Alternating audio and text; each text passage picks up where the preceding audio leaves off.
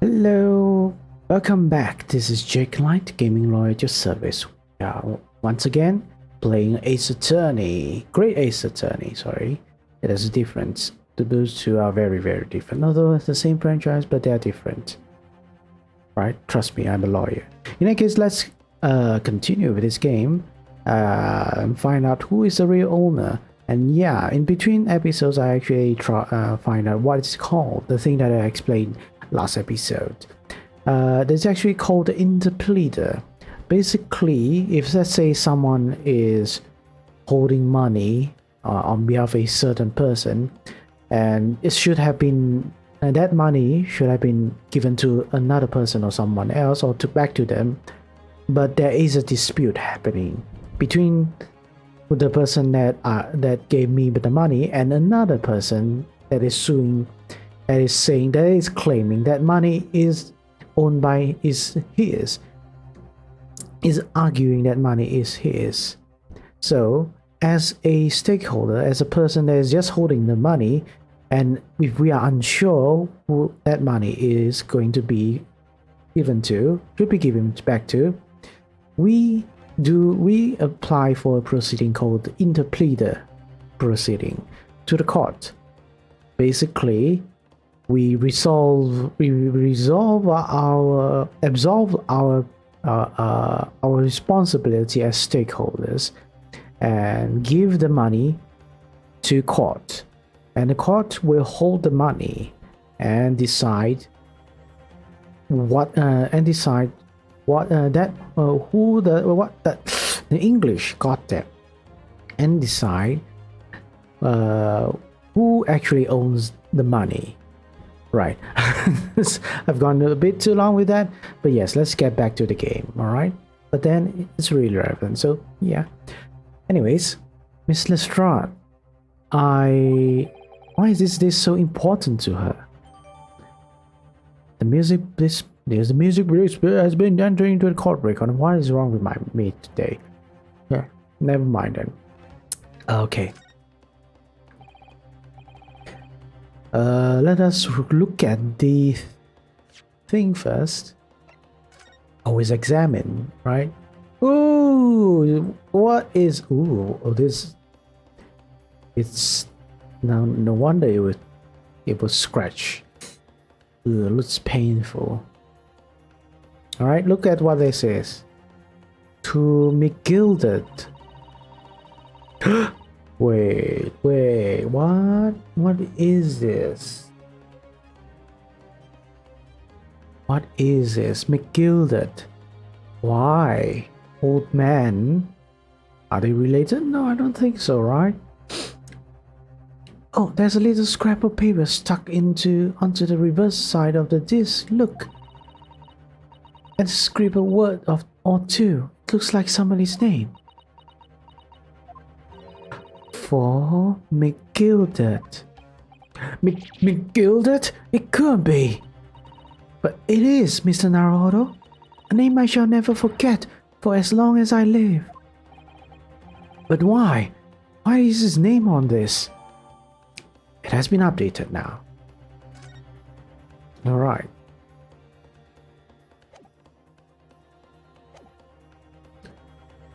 You there, in a black livery. Hand that disc to me at once, please. No, don't! He's lying! Grown-ups are all liars! What do I do now? How am I going to resolve this? Right, can I go run away? Mr. Sholmes, a little help here? Mr. Sholmes, what are you examining with such keen interest there? As you enjoy about caramel, I see.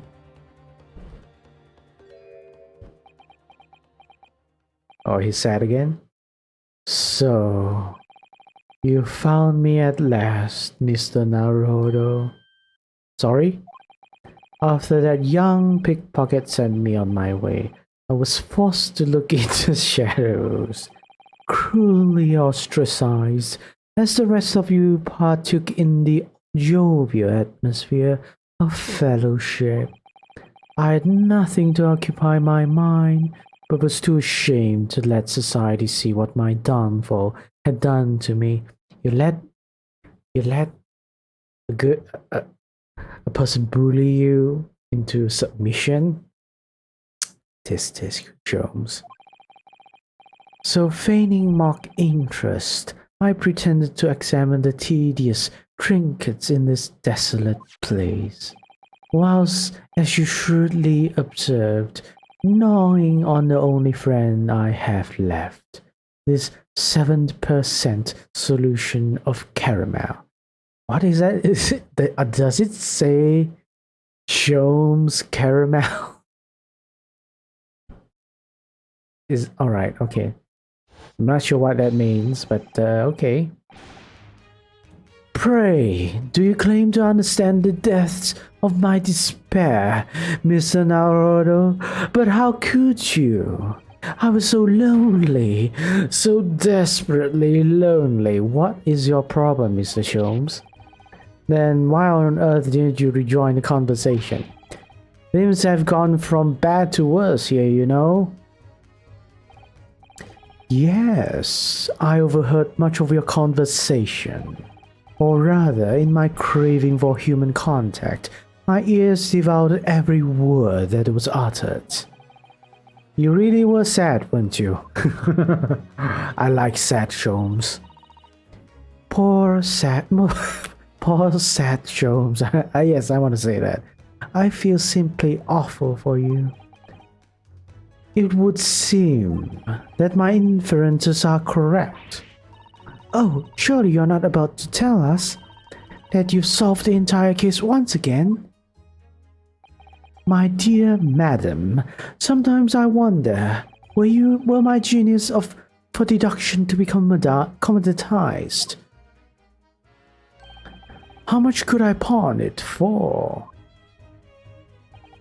It seems Mr. Sholmes has had another of his flashes of inspiration. But who knows? If it will help to resolve the situation between Miss Lestrade and the mysterious gentleman, what's the right thing to do here?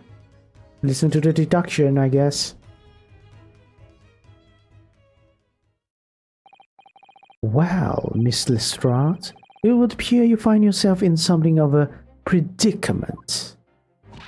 Tisk, where the blue bases have you been, eh? Pardon?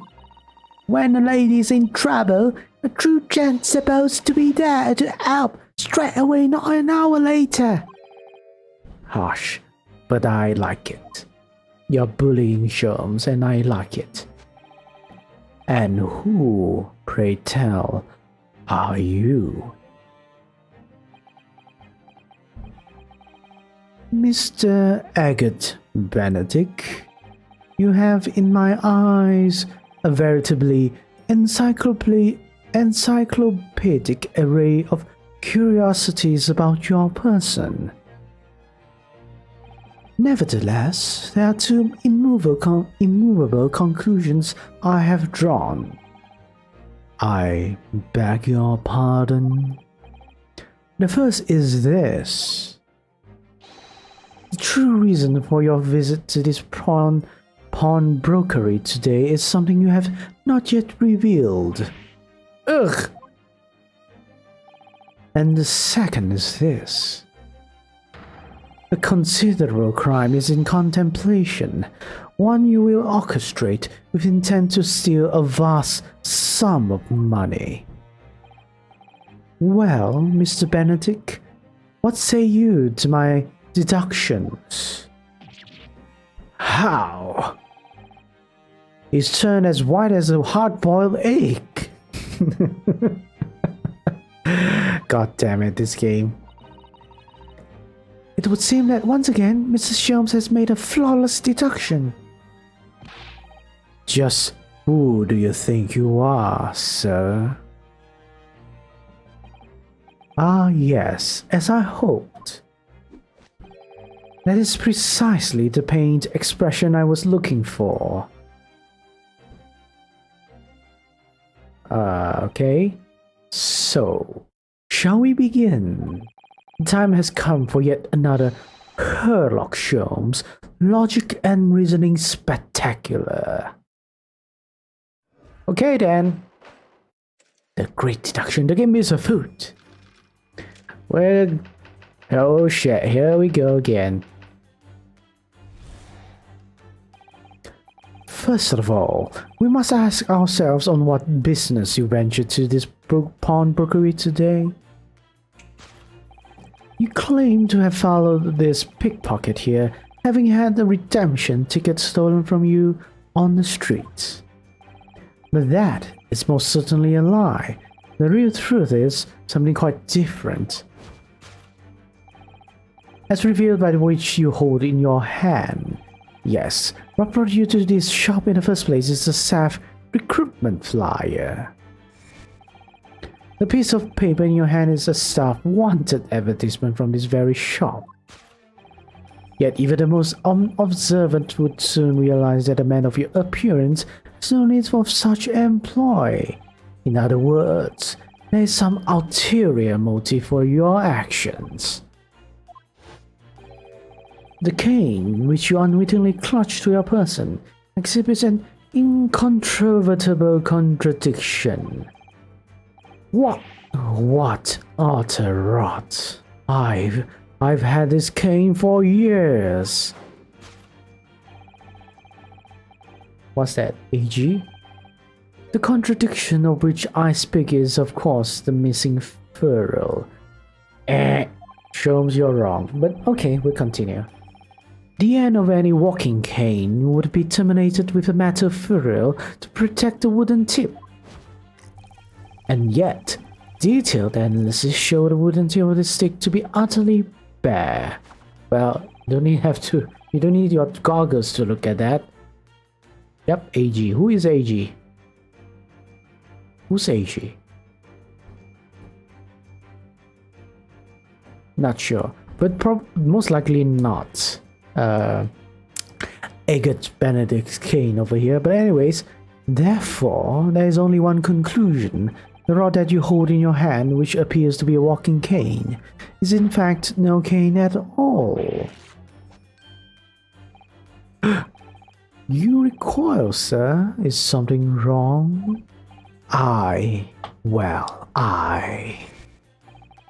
And in your recoiling, you inadvertently facilitate the answer of the next conundrum to present itself. Namely, what is the truth behind this rod you bear? Yes, your reaction betrays the truth. The handle which you evidently would like to conceal is the key to understanding this reader, you see. From the moment I saw it, my suspicions were aroused. What walking cane demands such a stout handle? Mused I. But of course, as I said, this is no walking cane. No, that rod is the broken handle of a shovel. What? Are you insane? And now, having determined this undeniable truth, well, yes, he is insane, but insane still, there's still some truth into it, just not the right one. All right. The conclusion is clear. Your true motive for coming here was to take employment at this establishment in order to excavate the ground beneath the premises. What a calculated crime you have conceived, sir. A wickedly calculated crime. No, to tunnel underneath the pawnbrokery. Alright, we still have one more. The great crime. Now, Mr. Benedict, let us continue. For we must expose the details of this elaborate crime you have in the planning. This is utterly absurd. You suggest that I, a gentleman, intend to excavate the ground beneath this pawnbrokery with a broken shovel? What on earth do you propose I could expect to find there? Some long-forgotten treasure, I suppose? Save for such fanciful theory, what possible reason could I have to do as you say? Oh, but there is ample reason. As you are only too well aware, Mr. Benedict. And your furtive glance is more telling than I could have hoped. What? Let us consider what would motivate a man to infiltrate a shop such as this and covertly dig beneath its floor. The answer is revealed by the council notice on the counter to which your eyes were inevitably drawn. This letter gives notice of public works to be carried out in the local Oh, sorry, man. I got the hiccups. In the local area. And according to the enclosed plan of the upcoming sewage works, beneath this shop runs a sewer that adjoins another, one that runs under the bank on the opposite side of the road. This madness has entered the sewers now, has it? By excavating the ground beneath our feet, you would gain access to the waterway. This is getting so ridiculous. That flows in very close proximity to the great vaults of the financial institution of opposite. What are you talking about? In summary, sir, you devised a master plan to pull off an elaborate bank robbery by dint of the underground tunnels. Master plan? Which brings us at last to the final chapter of this lurid scheme. With what plunder did the thief hope to make off from the underground vault of the bank? Are you quite serious? He is really serious about it. Having consulted with Scotland Yard some days ago, I happen to know the answer. But naturally, the answer is no secret to you, is it, Mr. Benedict?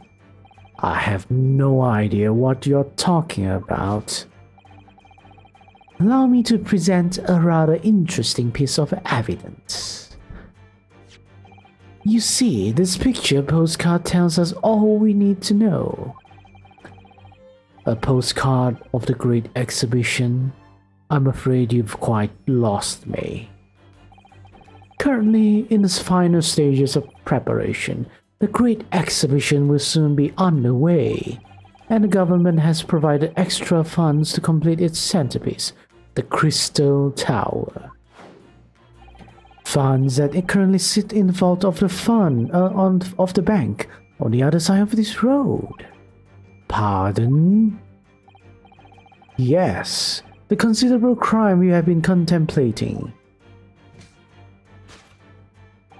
is the theft of that which sits in the vault of the bank, the special reserve funds for the Great Exhibition. Of course, that is top secret police information, so keep it under your hat, please. Right. And you just told to how many people? One that is potentially an actual thief. Thus concludes Sherlock Holmes' great deduction of this pawnbroking puzzle. You suck. But yeah. Mr. Mr. Sholmes, my man. Well, Mr. Naruhodo, an impressively upbeat deduction for a detective racked with loneliness. Would you not agree? Was it true what you said about the bank over the road and what it has in its vault? Indeed, though few know of its existence, it is one of the government's most closely guarded secrets. Gregson told me in the strictest confidence, and I told you all now. But you just announced it to everyone here, rather loudly, in fact. Ah. And if it's such a big secret, how would Mr. Benedict have come to find out about it? There can be but one explanation for that. Clearly, it is because the man is a criminal. But what if he didn't know anything about the money in the vault? If he is a criminal, as you say, then buying a brand new shovel is sure to be the first thing he does now that you reveal the secret. Oh. Or if he doesn't, maybe Mr. Windybank will. He already has plenty of shovels here after all. Oh my life! I assure you I'm not so unscrupulous. Well... Hopefully this has taught you a valuable lesson. Sensitive information must be handled with the utmost care. You suck. One can never be sure that someone privy to secrets won't disclose them, and once the word is out, it's out. Perhaps I think twice before confiding in you next time. Perhaps I'll think twice before confiding in you next time, Mr. Sholmes. An excellent idea, Mr. Naruhodo. An excellent idea.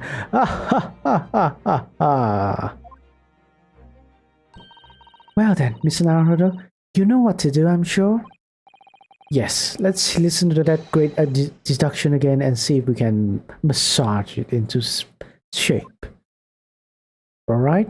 Wait, was that? Wait. Was that Susato? No, that wasn't Susato. Alright. Very well then. Let us start once more from the beginning. Of Herlock Sholmes' magnificent logic and reasoning spectacular. Wang. Well, now's my turn. I will not screw up. For sure. Maybe. Mostly. Alright.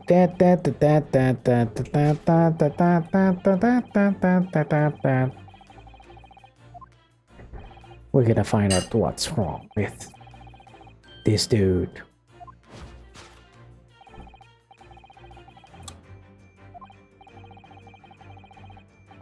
Staff recruitment applier. No, it's not.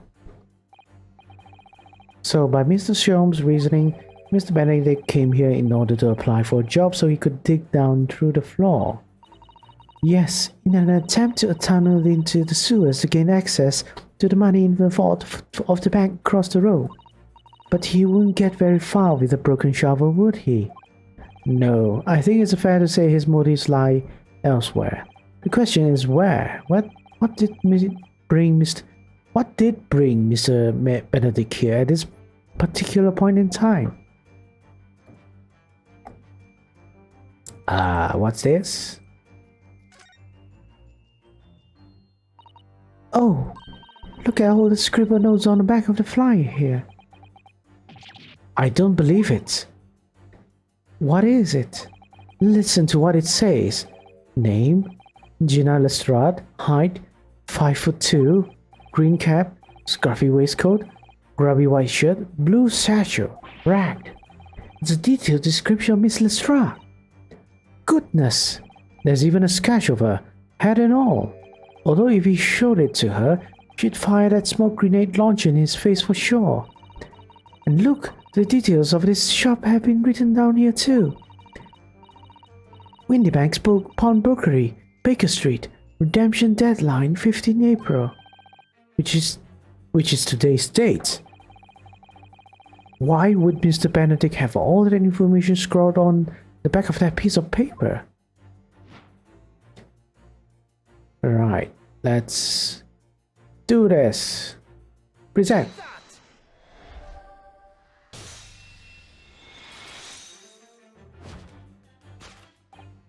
Yes, what brought you to this shop in the first place is the info about Miss Lestrade. Quite so, my dear fellow. It would appear that the writing and sketch on the reverse of the flyer pertain to the pickpocket, Miss Lestrade, and to Mr. Windybank's pawnbrokery here. Ah! You originally told us that you had merely given chase after Miss Lestrade stole the redemption ticket from you. But that's, how do I... But that, sir, is a thinly veiled lie. It is the information on the back of the flyer that let you hear today, by which I mean here, the Windybank's pawnbrokery, and today, the redemption deadline of that overcoat. So you waited outside for the young girl matching the description you have written down to arrive. Huh! And you have gone to some lengths to hide the reason for your pursuit of Miss Lestrade. In other words, there is some ulterior motive for your actions. The cane which you unwittingly clutched to your person exhibits an incontrovertible contradiction. Alright, right. Yeah, I've actually read all this now. This is the same thing.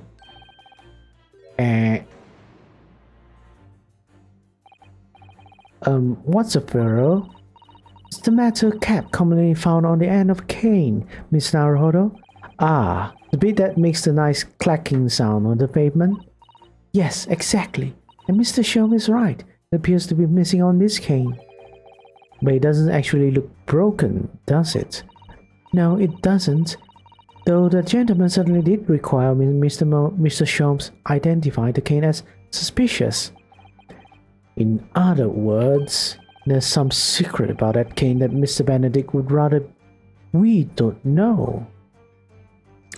I know, but let's see, where could that thing be? Right, it's not showing me anything else but just the hand, so I'm just gonna assume initialing, right?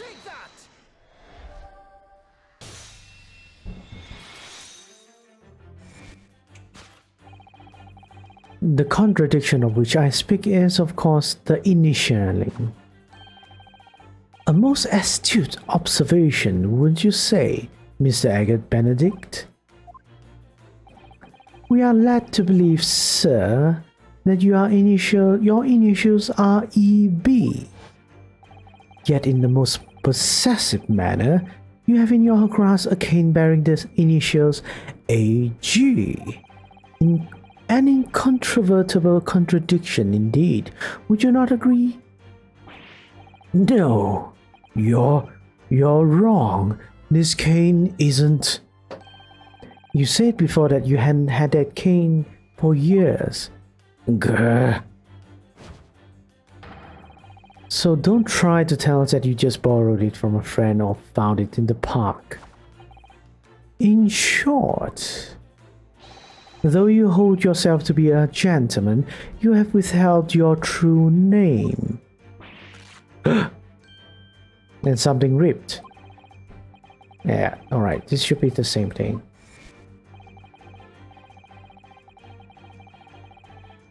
Bam, bam, bam, bam, bam, bam, bam, bam, bam, bam, bam. Let us know what is this thing that you are hiding now, right? The handle. No, not the handle. Something just ripped. Let's consider the bare bones of what happened here. Miss Lestrade redeemed that fine-looking overcoat, and now a mysterious man has appeared, introducing himself with a fake name, and claiming that the overcoat belongs to him. But we know that he actually identified Miss Lestrade from a written description, which suggests that everything else he's told us is untrue. So what we need to do here is somehow prove that the overcoat cannot possibly belong to him. Alright. Okay. Ripped. Well, apparently it corrected it. refixed itself when we restarted the entire deduction. Now it's ripped again. The split seam which you evidently would like to conceal is key to understanding this riddle, you see. Yes, because the overcoat is rather obviously a poor fit. Having forced it over your broad shoulders, the seam is already breaking apart. My suspicions were aroused from the outset. When you so boldly lied about your name and so boldly waylaid this pickpocket. Ugh! This catalogue of untruths has all been for one very specific purpose. To steal the article that the young girl redeemed from Mr. Windybank.